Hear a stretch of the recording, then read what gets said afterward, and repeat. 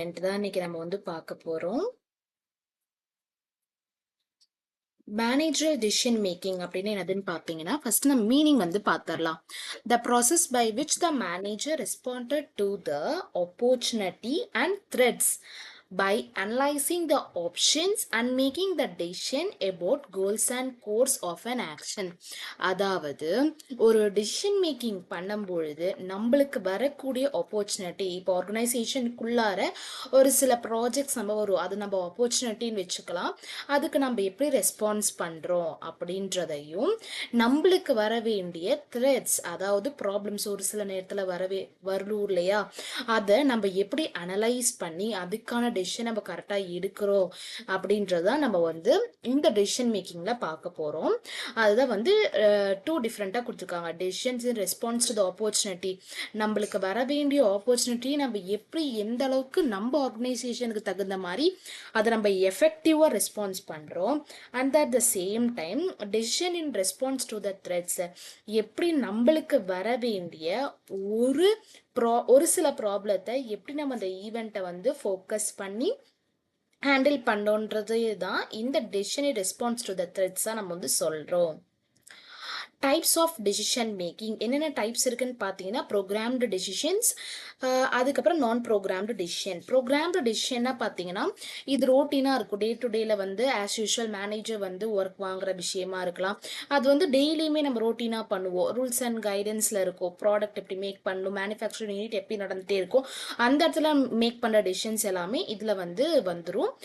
And அதுக்கப்புறம் நான் programmed decision என்னதுன்னு பார்த்தீங்கன்னா, ஒரு சில சுச்சுவேஷன் அன்சர்டைனாக வரும், நம்மளுக்கே தெரியாது. அதை நம்ம ஃபேஸ் பண்ணுறோம், எப்படி புதுசாக வந்து நம்ம அதுக்கான ஒரு டெசிஷனை மேக் பண்ணி அதை கிளியர் பண்ணுறோம் அந்த ப்ராப்ளத்தை, அதுதான் வந்து நான் ப்ரோக்ராம் டெசிஷன். அதுக்கு வந்து ஒரு தனிப்பட்ட ரூல்ஸ் அண்ட் ரெகுலேஷன்லாம் இருக்காது ப்ரோக்ராம் டெசிஷன் மாதிரி. இது வந்து அன்சர்டைனாக திடீர்னு வரனால அதுக்கான புது ப்ராப்ளத்துக்கான புது சொல்யூஷன் அப்பயே நம்ம கொடுக்குற மாதிரி இருக்கும். இதுதான் வந்து நான் ப்ரோக்ராம் டெசிஷன் அப்படின்னு வந்து சொல்கிறாங்க.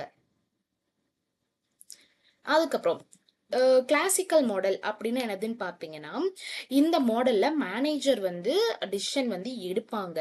அவங்க எப்படி எடுப்பாங்கன்னா, இருக்கிற எல்லா இன்ஃபர்மேஷனும் உங்களுக்கு ஆல்ரெடி வந்து ரீச் ஆகிருக்கும்.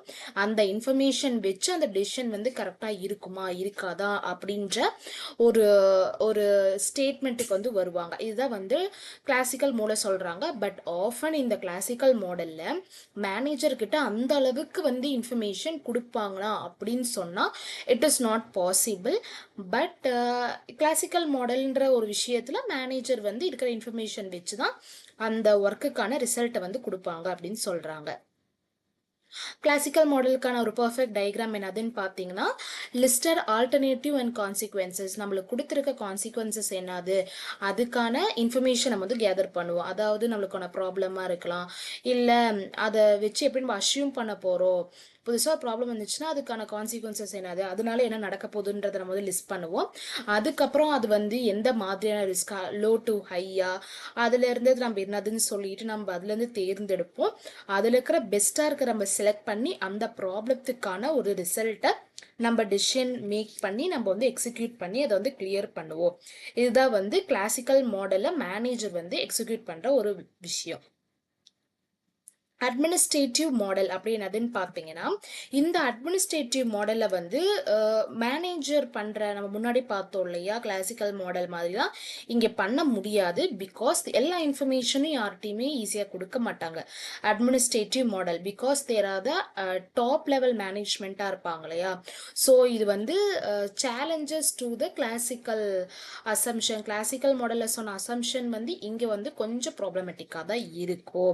அண்ட் இவங்க எடுக்கக்கூடிய டெசிஷனும் வந்து கொஞ்சம் ரிஸ்கியாக தான் இருக்கும். அது கரெக்டாக இல்லாமலும் போகிறதுக்கான வாய்ப்புகள் கொஞ்சம் அதிகமாக இருக்குன்னு சொல்கிறாங்க. பவுண்ட் அண்ட் ரேஷனாலிட்டின்னு பார்த்தீங்கன்னா, இங்கே நிறைய வகையான ப்ராப்ளத்தை நம்ம ஃபேஸ் பண்ணுற மாதிரி இருக்கும், 1-2 கிடையாது.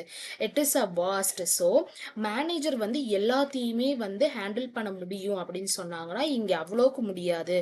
பிகாஸ் அட்மினிஸ்ட்ரேட்டிவ் லெவலில் போனால் நம்மளுக்கான லெவல் ஆஃப் ஒர்க்கும் அதிகமாக இருக்கும், அதில் இருக்கிற பாசிபிலிட்டி ஆஃப் சால்விங் த ப்ராப்ளமும் ஹியூஜாக இருக்கும். ஸோ இந்த இடத்துல கொஞ்சம் நம்மளுக்கு வந்து டிஃபிகல்ட்டாக இருக்கும் அப்படின்னு வந்து சொல்கிறாங்க. அதாவது பர்சனுக்கு தகுந்த மாதிரி அந்த குடுக்குற இன்ஃபர்மேஷன் நம்மளுக்கு லிமிட்டடாக தான் இருக்கும். அதை வச்சு நம்மளுக்கு மேனேஜ்மெண்ட் பண்ண தெரியும். இன்கம்ப்ளீட் இன்ஃபர்மேஷன் ஆஸ் யூஷுவல் முன்னாடி சொன்ன மாதிரியே தான் மேனேஜர்கிட்ட வந்து ஃபுல்லாக எல்லா இன்ஃபர்மேஷனும் கொடுப்பாங்கன்னா கொடுக்க மாட்டாங்க. இன்கம்ப்ளீட்டாக இருக்கிறனால அந்த டெசிஷன் எடுக்கிறதுக்கான ஒரு ரிசல்ட் வந்து நம்மளுக்கு ஃபெயிலியரில் முடியக்கூடிய சான்சஸ் கொஞ்சம் அதிகமாக இருக்குது. ஏன் வந்து இன்ஃபர்மேஷன் இன்கம்ப்ளீட்டாக இருக்குது அப்படின்னு வந்து பார்த்தீங்கன்னா அன்சர்டனிட்டி அண்ட் ரிஸ்க்கு, திடீர்னு வர ரிஸ்க்குனால ரிஸ்க் வரும்போது நம்ம அந்த இன்ஃபர்மேஷன் வந்து பார்த்தீங்கன்னா கிடைக்காம கூட போவதற்கான வாய்ப்புகள். ஏன்னு சொன்னால் திடீர்னு வருது, முன்னாடியே தெரிஞ்சு நம்ம எல்லாத்தையும் கரெக்டாக எடுத்து வச்சிருப்போம். பட் திடீர்னு வரும்போது அந்த இன்ஃபர்மேஷன் நம்மளுக்கு வந்து கிடைக்காம போகிறதுக்கான வாய்ப்புகள் இருக்கிறதுனால தட் இஸ் இன்கம்ப்ளீட். அதுக்கப்புறம் வந்து டைமும் இருக்காது, கரெக்டான இன்ஃபர்மேஷன் காஸ்ட் நம்ம பே பண்ணி அது கரெக்டான ப்ரொசீஜரில் வச்சுருக்கிறோம். அதுக்கப்புறம் இன்ஃபர்மேஷனும் வந்து பார்த்தீங்கன்னா லைக் பர்ஃபெக்டாக இருக்கணும், எந்த விதமான எரர்ஸ் எதுவுமே இல்லாமல். ஸோ ஆம்பிகியஸ் இன்ஃபர்மேஷன் அப்படின்னு என்னதுன்னு பார்த்தீங்கன்னா கரெக்டான இன்ஃபர்மேஷன் இல்லாமல் இருக்கிறதுக்கான வாய்ப்புகள் இருக்கிறதுனால தான் இந்த இன்ஃபர்மேஷன்லாம் இன்கம்ப்ளீட் அப்படின்னு வந்து சொல்கிறாங்க. டெசிஷன் மேக்கிங்கில் வேரியஸ் ஸ்டெப்ஸ் இருக்குது. ஃபர்ஸ்ட் ஸ்டெப் என்னதுன்னு பார்த்தீங்கன்னா recognise the needs for decisions. First வந்து நம்மளுக்கு வர ப்ராப்ளம் என்ன அப்படின்றத நம்மளுக்கு வந்து தெரியணும். So manager first realise the needs for which the decision must be மேடு. அந்த டெசிஷன் எடுக்கிறதுக்கு முன்னாடி ஃபஸ்ட்டு அவங்களோட தேவைகள் என்னது அப்படின்றது நம்ம வந்து தெரிஞ்சுக்கணும். ரெண்டாவது என்னதுன்னு பார்த்தீங்கன்னா ஃப்ரேம் த ப்ராப்ளம். அந்த ப்ராப்ளம் என்னன்றது நம்மளுக்கு வந்து தெரியணும். அது என்னதுன்னு தெரிஞ்ச வாட்டி அவங்க நீட்ஸ் என்னதுன்னு தெரியணும். அதுக்கப்புறம் அந்த ப்ராப்ளம் என்னது, அந்த ப்ராப்ளத்துக்கான டெசிஷன் வந்து மேக் பண்ணுவாங்க. அதுக்கப்புறம் generate the assault alternative. Generating the assault ஆல்டர்னேட்டிவ்னா மேனேஜர் வந்து ஃபீஸபிளான அந்த ஆக்ஷன் வந்து எடுக்கணும். இப்போ வந்து பார்த்தீங்கன்னா ஒரு குட் ஆல்டர்னேட்டிவ் எடுக்கிறோம் அப்படின்னா அதில் ஒரு சில இன்ஃபர்மேஷன் மிஸ் ஆகுது அப்படின்ற ஒரு சூழ்நிலையில் அந்த ரிசல்ட் வந்து நம்மளுக்கு பூரா போகிறதுக்கான வாய்ப்புகள் ரொம்ப அதிகமாக இருக்குது. ஸோ எப்பயுமே வந்து இருக்கிற இன்ஃபர்மேஷன் வச்சு மட்டும் இல்லாமல் அந்த மேனேஜர் அந்த ஒரு சில விஷயங்கள் அந்த ப்ராப்ளத்தை வந்து சால்வ் பண்ணும்போது புதுவிதமான ஐடியாஸ் வந்து கிரியேட்டிவாக திங்க் பண்ணி வச்சிருக்கணும். அந்த மாதிரியான ஒரு எஃபெக்டிவான ஒரு மேனேஜராக இருந்தால் மட்டும்தான் இந்த தேர்ட் ஸ்டெப்பில் வந்து புது ஐடியாஸ் ஜென்ரேட் பண்ண முடியும். அட் த சேம் டைம் அதை எவாலுவேட் பண்ணும்போது இதனால அட்வான்டேஜ் இருக்கா டிஸ்அட்வான்டேஜ் இருக்கான்ற எல்லா கிரிட்டேரியாவுமே நம்ம வந்து எவாலுவேட் பண்ணணும். அடுத்தது choosing among the alternatives. Choosing among the ஆல்டர்னேட்டிவ்ஸ்னால் நம்ம நிறைய ரேங்கிங் பண்ணி வச்சுருப்போம், இது பண்ணால் நல்லாயிருக்கும், இது பண்ணால் கரெக்டாக இருக்கும் அப்படின்னு சொல்லிட்டு. பட் அது எல்லாத்தையுமே நம்ம வந்து சூஸ் பண்ணி வைக்கணும். லைக் நிறைய ஆப்ஷன்ஸ் வச்சுருப்போம், அதுலேருந்து செலக்ட் பண்ணுற மாதிரியான ப்ராப்ளத்துக்கான ரிசல்ட் நம்ம வந்து டிசைட் பண்ணி வச்சுருக்கணுமே தவிர not executing. Just choose among the alternatives, rank பண்ணி மட்டும் வைக்கிறோம். அதுக்கப்புறம் implement the choose and alternative. அதுக்கப்புறம் நம்ம சூஸ் பண்ண ஆல்டர்னேட்டிவ் வந்து லைக் அதை நம்ம வந்து ஜஸ்ட் அந்த டிசிஷனை வந்து மேக் பண்ணி நாட் இம்ப்ளிமெண்டிங், பட் அதை நம்ம சூஸ் பண்ணி வைக்கிறோம். ஃபர்ஸ்ட் நம்ம வந்து எடுத்து வைக்கிறோம், அதுலேருந்து இதை பண்ணலாமா வேண்டாமான்ற ஒரு விஷயத்தை நம்ம யோசிக்கிறோம். அதுதான் இந்த 5th ஸ்டெப். 6th ஸ்டெப் என்னதுன்னு பார்த்தீங்கன்னா learn from the feedback. Learn from the feedback அப்படின்னு பார்த்தீங்கன்னா manager is considered what we right and the wrong with the decisions and learn from the future. அதாவது அதோட ஃபீட்பேக் அப்படி அது வந்து கரெக்டாகவும் இருக்கலாம், ராங்காகவும் இருக்கலாம். அந்த டெசிஷன்னால ஃபியூச்சரில் நம்ம என்ன லேர்ன் பண்ண போகிறோம் அப்படின்ற ஒரு முழு வகையான ஃபீட்பேக்கு நம்ம வந்து தெரிஞ்சிருக்கணும். ஏன்னு சொன்னால் நம்ம பண்ணக்கூடிய ஒரு விஷயம் எந்த விதத்துலையும் மிஸ்டேக்காக இல்லாமல் இருக்கிற மாதிரி நம்ம வந்து பார்த்துக்கணும். இதுதான் வந்து டெசிஷன் மேக்கிங்கோட ஸ்டெப்ஸு. இப்போ வந்து எவாலுவேட்டிங் த ஆல்டர்னேட்டிவ்ஸ் அப்படின்னு பார்த்தீங்கன்னா ஆக்ஷனில் வந்து ப்ராக்டிக்கல், எக்கனாமிக்கல், எத்திக்கல், லீகல் இதெல்லாம் இருக்கணுமா அப்படின்றது தான் இந்த டயக்ராமில் வந்து சொல்கிறாங்க. எவாலுவேட்டிங் த ஆல்டர்னேட்டிவ்ஸில் வந்து இஸ் இட் லீகல், இது வந்து லீகலா அப்படின்னு சொல்கிறாங்க. அதாவது லீகலா அப்படின்றது குஷிமாக்க கேட்குறாங்க. must first be sure that alternative is legal both in the country and abroad for the export. ஒரு விஷயத்தை வந்து இம்ப்ளிமெண்ட் பண்ணுறாங்கன்னா அது லீகலாக இருக்குதா இல்லையா அப்படின்ற ஒரு விஷயம் மேனேஜர் வந்து முழுமையாக தெரிஞ்சிருக்கணும். ஏன்னு சொன்னால் அது நம்ம கண்ட்ரிக்குள்ளாரி லீகலாக இருக்கணும். அதே அட் த சேம் டைம் நம்ம ப்ராடக்ட் வந்து எக்ஸ்போர்ட் பண்ணும்போது அப்ராட்லேயும் அது லீகலாக இருக்குதான்றது தெரியணும்.